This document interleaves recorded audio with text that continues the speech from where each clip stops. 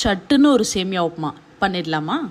ஒரு பேனில் 2 spoon oil விட்டு கடுகு, உளுந்து, கடலைப்பருப்பு சேர்த்து பொரிஞ்சதும் 2 பச்சை மிளகா, கொஞ்சம் கருவேப்பிலை போட்டு வதக்கிக்கணும். ஒரு மீடியம் சைஸ் வெங்காயம் சின்ன சின்னதாக கட் பண்ணி சேர்த்துருக்கேன். அது இதோட 1/2 ஸ்பூன் சால்ட், கொஞ்சமாக மஞ்சள் பொடி போட்டு பச்சை வாசனை போகிற வரைக்கும் வதக்கிட்டு ஒரு தக்காளி அதையும் குட்டி குட்டியாக கட் பண்ணி சேர்த்து பெருங்காயம் கொஞ்சம் ஆட் பண்ணி நல்லா வதக்கணும்.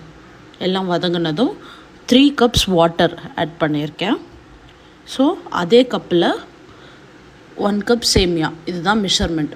நல்லா தண்ணி கொதித்ததும் 1 கப் சேமியா ஆட் பண்ணி நல்லா கலந்து விட்டு மூடி போட்டு ஒரு 3-4 நிமிஷம் குக் பண்ணி எடுத்தால் சட்டுன்னு சேமியா ரெடி.